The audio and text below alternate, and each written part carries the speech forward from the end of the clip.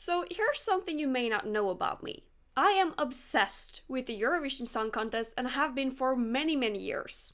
And like many others, I was pretty disappointed by this year's results. But my disappointment, and I'll assume everyone else's too, is not exactly grounded in Sweden's victory, or Finland's loss for that matter. Because, let's be honest, Sweden was topping the odds from the very beginning, and I think leading up to the show, she had around a 50% chance of winning. So this came as no surprise to anyone. But the details and the circumstances surrounding this victory has probably made this the most controversial outcome in the history of Eurovision. So in this video, I want to do something entirely different than what I usually do. I want to take a deep dive into this year's Eurovision Song Contest results to try and figure out what went wrong and what can be done about it. And I know in advance this video is gonna be really long because my script is 10 pages long, so I'm gonna break it into parts discussing the jury, the televote, the ABBA Conspiracy, the aftermath of the show, and the future of the show, before I'll end the video on a conclusion.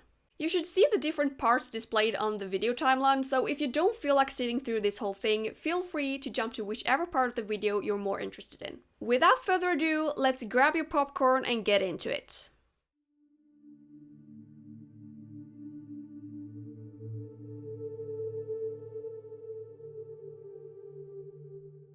The jury has been a hot topic following this year's contest, after they rewarded Sweden an enormous sum of 340 points, nearly twice the amount of any other contestant.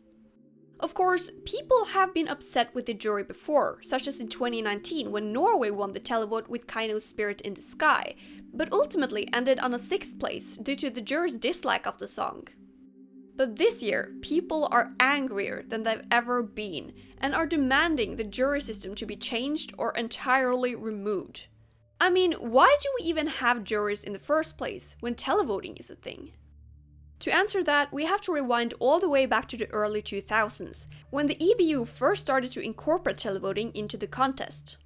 After a few years of experimenting with the system, televoting was made the primary method of voting in 2003, and the jury was downgraded to a Plan B in case of technical difficulties.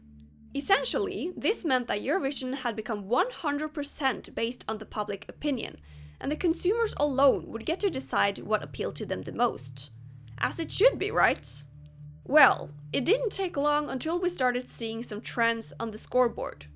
Countries who historically and politically have a close friendship with one another would suddenly become Eurovision allies, and always give each other tremendously high scores. Nordic countries would give support to other Nordic countries, Slavic countries would give support to other Slavic countries, Greece and Cyprus would always have each other's back, and so on. This gave them an unfair advantage against other countries who had smaller or non-existent historical alliances. And it quickly became more of a political game rather than a legitimate song contest. There was also a noticeable shift in what type of songs that entered the contest, as many seemed to be taking it less and less seriously. This was the rise of the so-called joke entries, which was specifically designed to catch the public's eye and win points based on entertainment alone. And these entries usually scored very high too. It was damaging for the contest's reputation and integrity, and everyone were starting to view the contest as not serious. So as a result, in 2009, the EBU reintroduced the jury, making the voting system a 50% jury and 50% televote. And this is the system they've been operating with ever since. This is supposed to prevent political voting and reward musical quality, while at the same time keeping the public opinion in the picture. The jury itself is made up of musical professionals, and they are not to judge on their own personal opinions, but on criteria that determine the quality of the song and performance. In 2023, those exact criteria are composition and originality of the song, quality of the performance on stage, vocal capacity of the performer, and the overall impression of the act. So let's take another look at the jury scoreboard this year. Sweden 340 points, Israel 177, Italy 176, Finland 150, and so on. Sweden is way ahead of anyone else here. So surely, this would mean that Sweden's song and performance is so musically and artistically outstanding that the jury consider it to be in a league of its own. But from a realistic perspective, this scoreboard does not reflect the quality of the contest. While Loreen undoubtedly is a talented artist and performer, there have been multiple accusations of plagiarism going around as of late, showing how Loreen's song sounds so similar to so many others. Many argue that this is because the song has a very simple accord, but that raises the question: how original is the song if it sounds so similar to so many other songs? And how great of a composition is it when the accord is so simple? This alone accounts for 25% of the jury criterias. Meanwhile, there were other entries in this year's contest that had very artistic, unique and well-performed songs that received much lower jury recognition than one would expect with the criterias. The jury seems to prefer songs sung in English over songs in native languages, which takes out part of the cultural elements that makes a song unique. They tend to prefer radio-friendly genres like pop and power ballads, while almost entirely disregarding more creative and alternative genres, ultimately shutting the door for any musical experimentation. Personally, I thought Spain was going to be a jury favorite this year, because Blanca Paloma seemed to be ticking every single box in the jury criterias. Yet somehow, she only received 95 points from them. The same can be said about France, who received 54 jury points, or Germany, who, with some actual solid metalwork, barely scraped any points at all. For comparison, Croatia got nearly quadruple the jury support of Germany. That is insanity. So what exactly does the jury base their votes on? Because when we compare the jury scoreboard with the jury criterias, it doesn't seem very aligned with reason. And this is a large problem, because the jury is supposed to be the safeguard of the contest that awards and promotes high-quality content. And yet, the jury fails to recognize art within alternative musical genres, and is instead gravitating towards the more familiar sounds, ultimately countering the concept of originality. This is the problem that people have with the jury. In full honesty, I don't think we would be having this discussion at all if Sweden's point lead was smaller and the jury had been more diverse in their decision making. But the thing is, the way things work now, there's no way to point at the jury and say, "You're wrong." As long as there have not been actual clear mistakes in the process, such as in 2019 when Belarus's points were given upside down, the jury's result, as it stands, is correct. The jury system, however, can and should be discussed.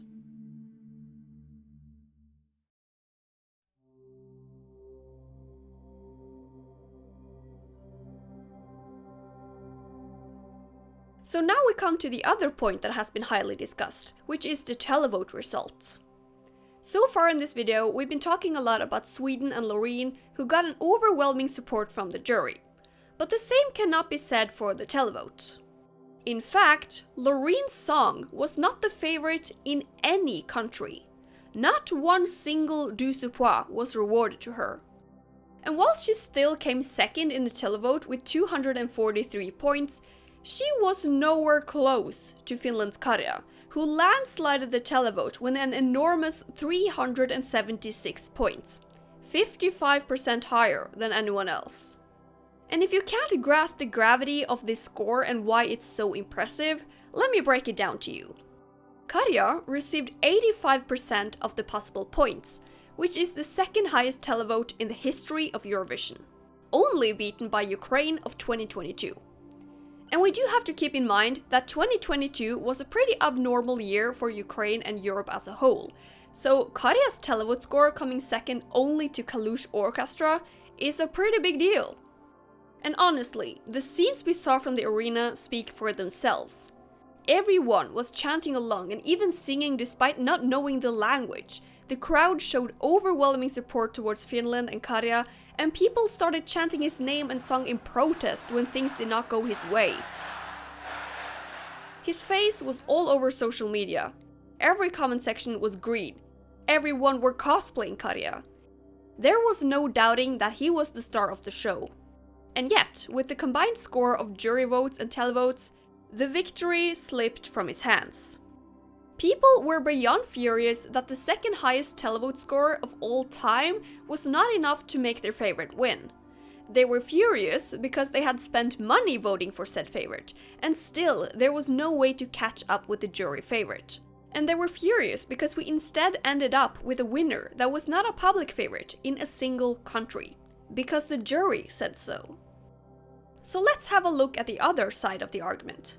Sweden came second in the televote, so how can it be so bad that they won?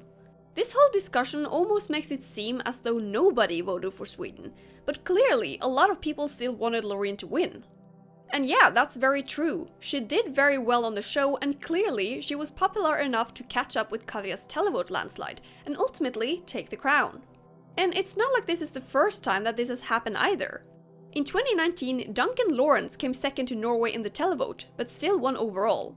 And in 2016, Jamala did not win the jury or the televote, but on the final scoreboard she became a compromise between the two. But I think part of the reason why Loreen winning in 2023 was so controversial was not because someone else was the public favorite, but because many felt that there was a bias towards her. And towards Sweden.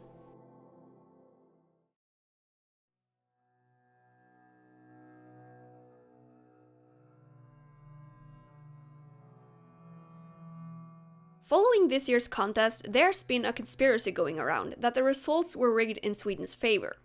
Many believe that it was planned ahead of time that Sweden was going to win, so that ABBA's 50-year Eurovision anniversary could be held in Sweden. While I don't personally believe this to be true, I understand why this has become such a popular theory, because this year's contest was so focused towards Sweden that you would think they were the host country. Let's rewind a little. Like I've said earlier, Sweden have been odds favorites since before the contest. In fact, they've been favorites since before Sweden even decided their representative. And the reason for this was that people knew that Loreen was gonna compete. And the Eurofans knew that she was gonna grab everyone's attention. After all, she became an absolute legend after she won with Euphoria in 2012, and people will expect great things from her.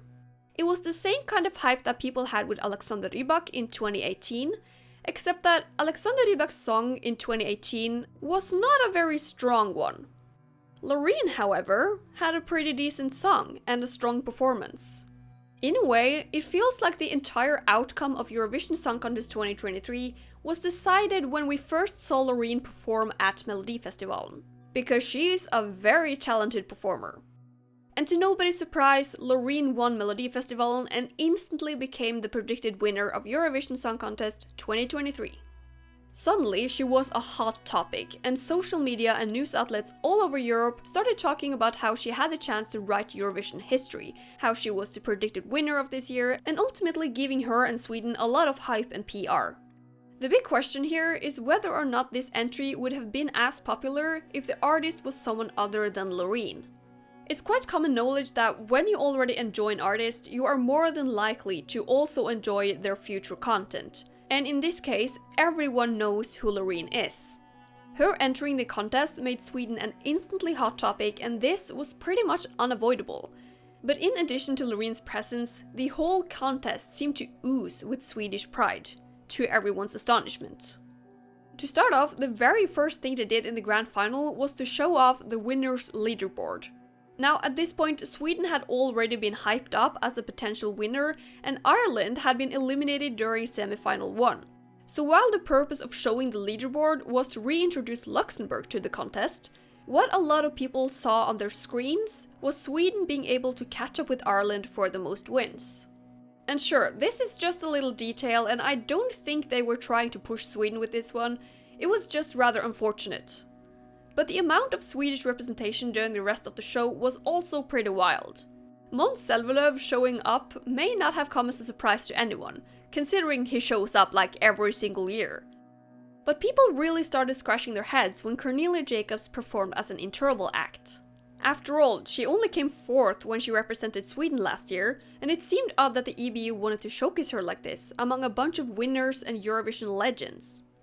But okay, Cornelia Jacobs performed, it doesn't have to be a big deal, but surely that would be the last we saw of Swedish content. But then we also got this whole video section dedicated to ABBA, which has nothing to do with this year's contest. It's kind of strange how there were 2 host countries this year, Ukraine and United Kingdom, and somehow Sweden seemed to be the ones running the show. This is why so many people believe that Sweden's win this year was predetermined, plus that it would fit so perfectly for ABBA's 50-year anniversary next year to be held in Sweden. Some people even suspect that the Swedish delegation planted Loreen this year in order to take the victory to Sweden for ABBA's anniversary. This conspiracy theory runs really deep, and although I don't believe in it myself, I gotta admit, with all these things adding up, it almost makes more sense than what actually went down. And it doesn't really help the matter that the contest executive supervisor is also Swedish. Now, while I don't personally believe that any of this was intentional by the EBU, I do believe that there's a high possibility that people were affected in the voting process. Not just in terms of voting for Sweden, but also forgetting about everyone else. Just look at Spain. Blanca Palona was not only butchered by the televoters, but did also not receive an appropriate amount of jury points. Part of the reason for this may be because she was performing right before Loreen and got overshadowed by her hype. With all this focus being directed towards Sweden, only Loreen's largest competitors managed to peek through the needle's eye. Namely, Finland's Karja, Norway's Alessandra and Israel's Noah Kirel. This ABBA conspiracy goes to show that this year's results felt very biased and predetermined.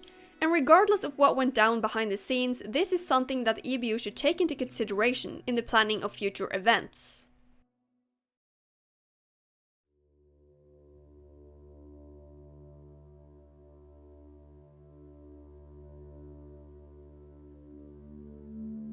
So Loreen was announced the winner, and what followed were some of the most surreal scenes I've ever seen in Eurovision. As Loreen is walking towards the stage, about to accept her second Eurovision trophy, the crowd is looking shocked, dumbfounded, and frankly disappointed. In the background, you can see Serbia's Luke Black leaving his seat to comfort Karja, and in videos released on social media, you can see many other contestants do the same thing. And they're not just comforting him, they're chanting his song and treating him like the winner. Some of them have even said afterwards that they wanted Karja to win. The result did not only shock an entire arena, but made other contestants unite around the runner-up. And that is pretty wild when the winner has written history. The aftermath of the contest did not get any better, as some countries' delegations started questioning the jury system, and several news outlets around the world had more focus on the juries and controversial results than they did Loreen's historic victory. On social media, people immediately started protesting. Several petitions started spreading, demanding change in the results and in the jury, and it soon became clear just how controversial this result was gonna be. People expressed no longer being able to look at Loreen as a legend, but as the person who won instead of Karja. And I'm afraid to say that from a general perspective, they may have a point. Loreen could never top what she did with Euphoria in 2012, so she took a great risk by coming back in the first place. But I don't think anyone could imagine that it would turn out like this. She wrote history by becoming the first woman and second ever person to win the Eurovision Song Contest twice. But somehow, nobody seems to praise her for that accomplishment. In fact, quite the contrary. And I feel sorry for her for all the hate she's now receiving. Loreen did nothing wrong in this contest, the rules were the same for everyone, and although she obviously entered with the hopes of winning again, she probably didn't expect it to turn out like this. If she had, she would have probably never entered. The way things are looking right now, this year's results have not only ended Loreen's legacy, but may also have taken Sweden down with it. Now that they are tied with Ireland for the most wins and got caught up in such a controversy, I think people may be more reluctant to vote for Sweden in the coming years.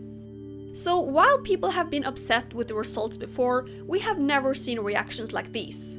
From the arena, from the other contestants, from news outlets, and even from national delegations. If the EBU needs motivation to change the current voting system, then this should serve as a reminder of what happens when the public disagrees with the winner. Because truth be told, while Eurovision is meant to kickstart musical careers, I don't think Loreen's career has benefited from this victory. And I'm not sure Sweden will be popular in the years to come.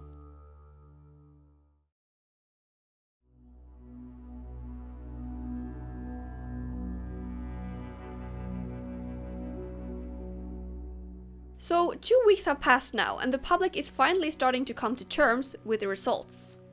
Loreen is the winner and Karja is runner-up. So what happens now?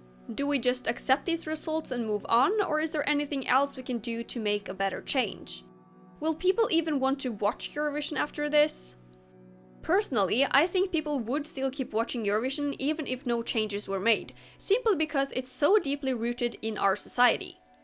However, with time, I think people would become much less invested and the relationship between the public and the EBU would grow more tense.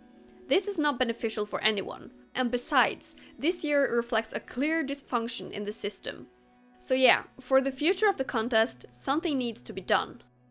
Clearly, the biggest problem here is the jury and how it operates, and people are suggesting removing it, reducing its influence, increasing the number of jurors, diversifying them, and so much more. There are many ways to change the system.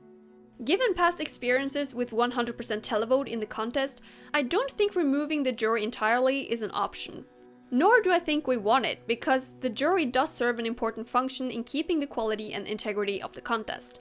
But if the jury is going to serve this purpose, I think the latter two suggestions are particularly important, increasing and diversifying the jury. Today, there are 5 jurors from each delegation, sometimes even less, and these 5 people account for 50% of the country's points. If we want a functioning jury system that actually lifts the better quality entries, then we need around 10 to 20 jurors from various musical and artistic backgrounds. Producers, lyricists, established singers, rock stars, rappers, and so on. The jurors need to be able to recognize quality regardless of musical genre and style, because good music is not restricted to what we hear on the radio. Creativity, originality, and cultural integrity should be rewarded. But okay, even if we manage to diversify the juries and it makes a tremendous difference on the quality of the contest, we may still have years where the jury and the televoters highly disagree, and mayhem will break loose again. So yes, the system itself does need some looking into, and the EBU needs to consider how they can make a system that actually complements quality while still respecting the public opinion. Reducing the impact of the jury to 40 or 30% may do the trick, but I fear that this is a very complicated formula to implement in the contest. So I have some other suggestions. The first is to allow the public to give points to more countries. The way it works today is that the televoters give 1 to 8, 10 and 12 points to their top 12 countries. But maybe they should be giving points to their top 12 countries, or even 15. That way, more points would be rewarded from the public and ultimately, the public opinion would count more. But then I sat down and I thought about the actual purpose of the jury, and I realized that maybe the point system is not the best for the jury, and maybe we should diminish it completely. And I know that the 8, 10 and 12 points are very iconic in Eurovision, but when you really think about it, the jury is supposed to boost entries that are of higher quality. So why don't they provide a boost instead of the points? Okay, now bear with me here. The jury can rank all the entries according to quality, kind of like what they're already doing after giving out all the jury points. But then instead of points, they should be rewarding a boost to each country, depending on how well they are ranked in the jury. This way, high quality entries will receive a good push by the jury, but the end result will still be dependent on public support. Because what's the point of good quality music if nobody's interested in it? To make an example of this, I applied the system to this year's results, and it came out looking like this. Except for Finland's enormous end score, the top of the list is looking very much the same. Croatia, Cyprus and Poland would highly benefit from this, while Estonia, Australia, Austria and Spain would suffer. But again, I think Spain's biggest disadvantage this year was that they performed right before Sweden. And okay, I suppose this year's televote was also kind of wild, so let's apply it to another year where the jury and the televote disagreed. 2019. Again, the top of the list looks very similar to the actual result. The televote winner, Norway, climbed 1 spot, which I suppose is a slight improvement, but Malta and poor Czechia suffered deeply from the lack of public support. Of course, the jury could also operate with different percentages than 0 to 100, like for example based off of the number of points the jury gave them. This year, Sweden received 78% of the possible points from the jury, so that could be converted to a 78% televote boost. Another issue at hand is the running order. With 26 performing acts in the grand final, it's easy to forget the ones who perform early. Did you know that number 2 is known as the death spot because nobody has ever won performing second? Over the years, it has become a statistically proven fact that the later you perform, the more likely you are to do well. This is why we see contestants look kind of upset if they draw the first half and overjoyed if they draw the second half. To reduce the effect of the running order, the recap shown during voting should be shown in the opposite order, starting with the act that performed last. This is actually something they've been doing before, in 2002 and 2003, and why they stopped doing it is beyond me. Additionally, for the past 10 years, the running order beyond the first and second half has been decided by the EBU. This is for technical reasons, as some performances have more props and stage effects than others, and they want to make the transition between acts as smooth as possible with a limited amount of breaks. However, knowing what we know about the effect of the running order, for the fairness of the game, the order should be completely randomized. I'm sure the viewers wouldn't mind some awkward breaks if it means that everything is fairly laid out. The last thing that has been discussed on social media is whether or not past winners should be allowed to participate again. This is a complex issue, because on one hand, good music is not dependent on who you are and whether or not you have won something before. So in a song contest, it doesn't really seem reasonable to exclude past winners. It would also kind of punish you for winning the contest, so it's not ideal. But on the other hand, it is very likely that people will have a positive or negative bias towards you when they already know who you are.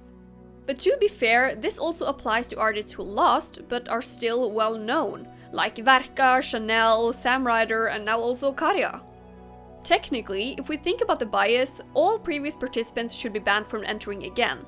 But that would be unfair against small countries like San Marino, who have a limited selection of artists to send. It would also be kind of silly to exclude every artist that has ever participated, as if that's no longer good music. Honestly, I don't know whether or not they should make a rule regarding past winners. Just because they enter again does not mean that they will win, and besides, this is rarely ever an issue. Most winners have achieved what they wanted and don't usually feel the need to make a return, and even if they do, they'll have a hard time topping what they did last time. However, Lorene's return to Eurovision this year did end in her second victory, and we will never know to what degree the public and jury was affected by her status as a past winner.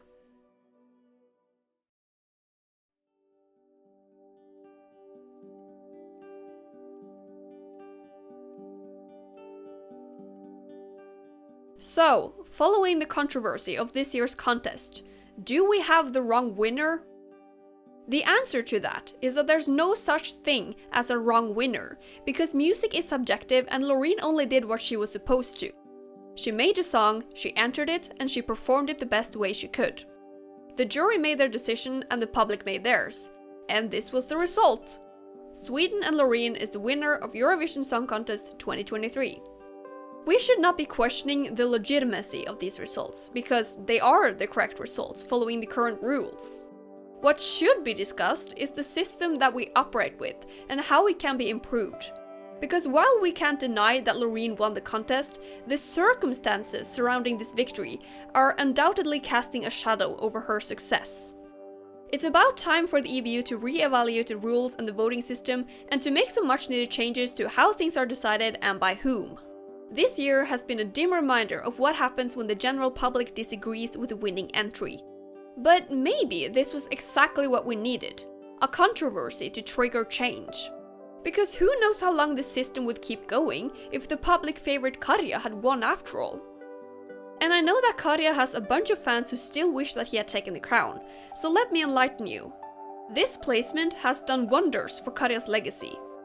Now, people may appreciate a winner for what it is and move on, but since Karja didn't win, people are uniting in his cause. His face and song is everywhere and he seems way more popular now than it was before the contest. So maybe this was for the best. Despite a lot of us being disappointed, I think we can expect good things to come from it, and I think we can all agree that Karja's legacy will live on regardless. When Lordi won in 2006, they got 292 televote points and became probably the most iconic winners of all time. Karja got 376, with the same amount of participating countries. So to end this video on a bright note, I think we can expect great things to come in the future of Eurovision Song Contest. And Karja's party is just getting started. It's crazy! It's party!